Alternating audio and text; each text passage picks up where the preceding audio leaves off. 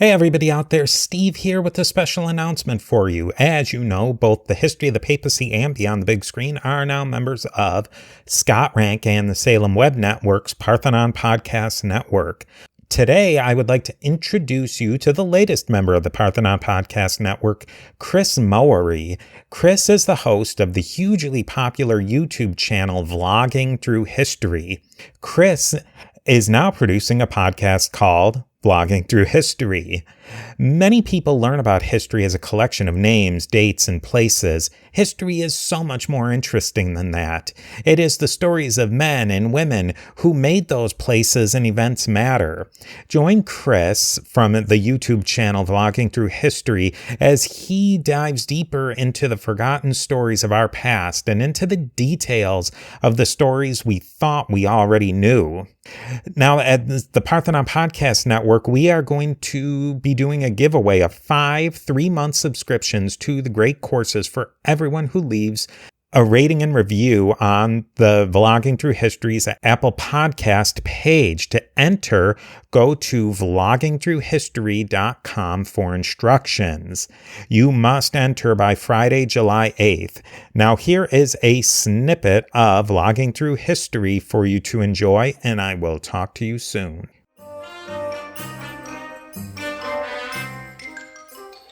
Historian Dr. Michael Birdwell wrote, quote, "As York became of age, he earned a reputation as a deadly accurate shot and a hellraiser.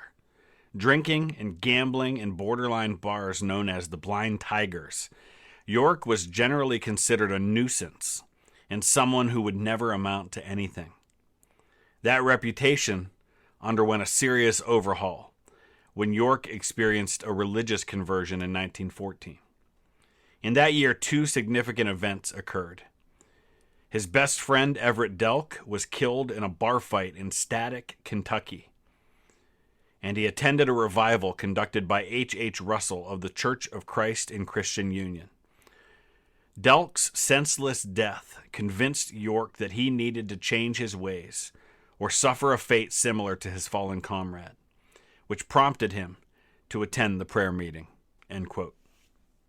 This was a crisis of conscience moment in Alvin York's life. We all face these at some point where everything we thought we knew, everything that has defined our life to that moment runs up against something that gives us an opportunity to radically change direction or double down on who we already are. And for Alvin York, this moment was a radical change in direction. He knew something needed to change. And there are a lot of different ways that can go when you realize that something needs to change in your life. For him, it meant becoming committed to his new faith. Now, this was not just some ordinary Christian sect. This was a very small denomination that had a devoted following, but mainly just in the states of Ohio, Kentucky, and Tennessee. It was also a denomination that had a very strict moral code which forbade things like drinking, dancing, going to the movies, swimming, popular literature, and violence and war. So for Alvin, this was not simply giving up drinking and getting in bar fights. This was a radical change in everything that he believed in. And that change was about to be challenged in a pretty significant way. Because 1914 was also the year that the Great War broke out in Europe. We know it today as World War I, but at the time it was known as the Great War, the war to end all wars. You name the description, and it was given. It was violent, it was destructive, and it was unlike anything that the Western world had ever seen before. By 1917, the war had raged for nearly 3 years. And there were millions dead, many millions more wounded, scarred for life, mentally and physically. It was in 1917 that the United States of America finally entered the war against the Central Powers led by the Germans. In his war message on April 2nd, 1917, President Woodrow Wilson pledged our nation's considerable resources to help the Allies defeat the Central Powers. But what the Allies desperately needed more than anything were fresh troops to relieve the men who had been on the Western Front for going on 3 years. Now, the problem was that the United States of America did not have much of an army at that point, despite the fact that throughout 1916, Wilson had begun the process of improving the Americans' military preparedness. At the time of the declaration of war in April of 1917, the United States only had about a 100,000-man army, and that was nowhere near what was going to be needed to fight in Europe. So to deal with that shortage of manpower, President Wilson encouraged the government to adopt military conscription, just as had been done for most of the countries of Europe. He argued that was actually the most democratic form of enlistment. So on May 18th of 1917, the Selective Service Act was signed into law. The act required all men in the United States between the ages of 21 and 30 to register for military service. And within a few months, something in the neighborhood of 10 million men across the country had registered in response to this military draft. One of those men was 29-year-old Alvin York. These draft registration cards are really quite fascinating to read through. And if you're interested at all in your own family history, Ancestry.com has these draft registration cards available.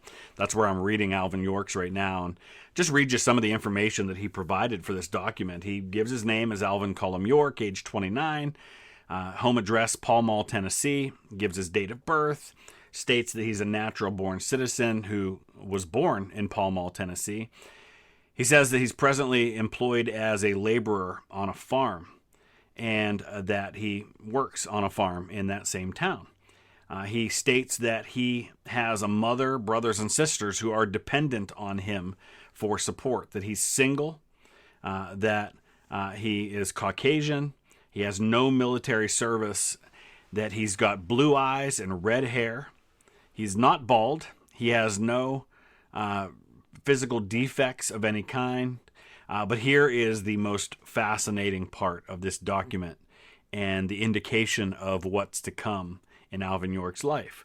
I've read a lot of these documents over the years, and typically when you read under number 12, it says, "Do you claim exemption from the draft? Specify grounds."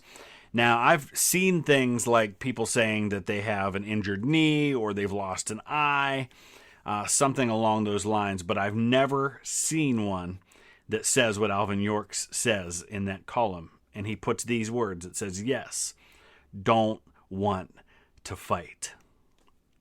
And that is the story of Alvin York, a man who was in his youngest days a fighter, who's an expert marksman, who has all of the makings of the perfect American soldier. And yet when given the opportunity to go and fight for his country, he says, no, I don't want to fight. I want to stay here and be a farmer. I want to live at peace. I want to continue down this path that I made a decision to follow just a couple of years ago when my best friend was killed in a bar fight. I don't want to be that guy. I don't want to be the guy who drinks and injures and hurts other people. I just want to live my life at peace. But as we've already been discussing, sometimes there are those moments in our lives where the trajectory of our lives changes forever. Sometimes it's because of our own choices, and sometimes it's things that happen to us and how we respond to those things. Alvin York didn't get a choice on whether or not this war happened. He didn't really even get a choice on whether or not he participated in the war, but he did have a choice in how he responded to these events that happened to him. And it's that response that made Alvin York a legend. That initial claim for conscientious objector status by Alvin York was denied. He appealed the decision, citing his religious faith as a member of a pacifist denomination of Christianity. But here's the thing. During World War I, conscientious objector status did not exempt the objector from military duty. Those individuals could still be drafted. They were just given assignments that wouldn't conflict with their anti-war principles. And so it was in November 1917, just weeks before turning 30 years old. Alvin York was drafted and began his army service at Camp Gordon in Georgia. From the day he registered for the draft until the day he returned from the war in late May of 1919, Alvin York kept a diary.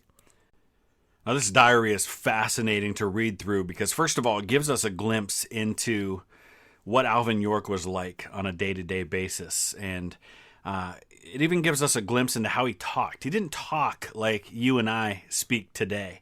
My family comes originally from Eastern Kentucky, and so I'm a little bit familiar with the way people spoke at that time, especially coming from the hills of north central Tennessee, as Alvin York did. It's a different way of speaking. It's a different use of words. It's a different way of saying those words. And so it's very much written in Alvin York's way of speaking, but it also shows us that his faith was very, very real in his life. It was not just an act. It was not just something that was on the external. This was how he thought. This is how he interacted with other people. And in his diary, he wrote that he actually refused to sign documents that were provided by his pastor seeking a discharge from the army on religious grounds, and similar documents that were provided by his mother, asserting a claim of exemption as the sole support for his family. Despite that initial signed request he had provided earlier for an exemption, it appears that now he rejected the idea of being a conscientious objector.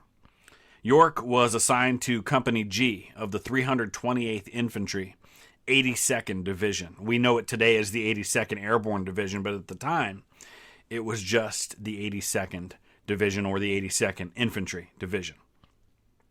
Now, despite the fact that he had resigned himself to serving in the military, there was still a deep concern on Alvin York's part and a conflict between his pacifism and this ongoing training to kill his fellow man.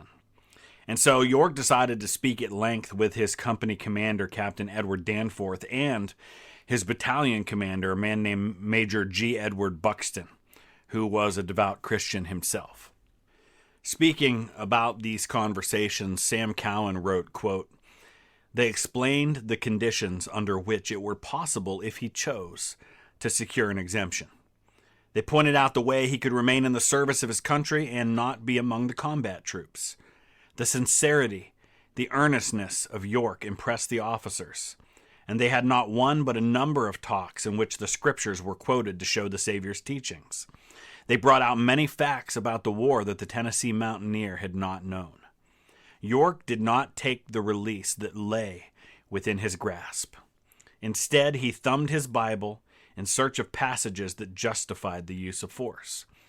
One day before the regiment sailed for France, when York's company was leaving the drill field, Captain Danforth sent for him. Together they went over many passages of the Bible which both had found. In one he quoted, 'If my kingdom were of this world, then my servants would fight.' Then they were together for several hours. At last York said, 'All right, I'm satisfied.' After that, there was no reference to religious objection. From the first, he had seen the justice of the war. Now, he saw the righteousness of it. York's abilities as a soldier were soon revealed. He quickly qualified as a sharpshooter, both as skirmisher and from the top of the trench. In battalion contest formation, where the soldiers run and fall and fire, shooting at moving targets, it was not difficult for him to score 8 hits out of 10 shots, and with a rifle that was new to him. This, too, over a range that began at 600 yards and went down to 100 yards. with the targets in the shape of the head and shoulders of a man. In these maneuvers, he attracted the attention of his officers. The impressive figure of the man, with its ever-present evidence of reserve force, the strength of his personality, uneducated as he was, made him a natural leader of the men around him. Officers of the regiment have said that he would have received a promotion while in training camp, but for the policy of not placing in command a man who might be a conscientious objector." End quote. Traveling first to Boston, York's unit sailed for Le Havre, France, in May of 1918 and arrived later that month after a stop in Britain. Here's what Alvin York had to say about his first experiences in France. Quote, "So we got to France at Le Havre. There we turned in our guns and got British guns. Well, we went out from Le Havre to a little inland camp. I had taken a liking to my gun by this time. I had taken it apart and cleaned it enough to learn every piece, and I could almost put it back together with my eyes shut. The Greeks and Italians were improving. They had stayed continuously on the rifle range for a month or two, and got so they could shoot well. They were fairly good pals, too. But I missed the Tennesseans. I was the only mountaineer in the platoon. I didn't like the British guns so well. I don't think they were as accurate as our American rifles. My buddies were some boys from the East. There was Corporal Murray Savage. He got killed in the Argonne. And Harry Parsons from Brooklyn, New York. I think he was a vaudeville actor. And there were a lot of other Eastern boys who were in my platoon. It sure was a mixed platoon, with the Greeks and Italians and New York Jews, and there were some Irish and one German. I sure did miss the mountain boys from Tennessee and Kentucky, but I got to like those other boys in my platoon. I was the largest in the platoon. We got our first gas masks in Le Havre. I was still a private. The man in charge of my platoon was Lieutenant Stewart from Georgia. The company commander was Captain Danforth of Augusta, Georgia. Our platoon sergeants were Sergeant Early and Sergeant Harry Parsons. Early was busted for being AWOL after we left Le Havre. After that, he was acting corporal. He was a good soldier. Parsons was never busted. He was a good soldier, too. I was made a corporal just before we went into the Saint-Mihiel Drive. That offensive to which he's referring there, the Saint-Mihiel offensive, was a major battle fought by American and French troops under the command of General Pershing against German positions in the middle of September of 1918. It was the first use by Americans of the terms D-Day and H-Hour. And it was part of a plan by Pershing to break through the German lines and capture the fortified city of Metz. It was the first large-scale offensive that was launched mainly by the U.S. Army, and it caught the Germans in the process of retreating. But it didn't quite work out the way that the Americans had hoped. It did, however, lead to the larger offensive to come at Meuse-Argonne. With the conclusion of fighting in Saint-Mihiel, the 82nd Division was shifted northward to take part in the Meuse-Argonne offensive. Entering the fighting on October 7th to relieve units of the 28th Infantry Division, Alvin York's unit received orders that night to advance the next morning to take Hill 223 and then press on to sever the Decauville Railroad north of Châtel-Chehery.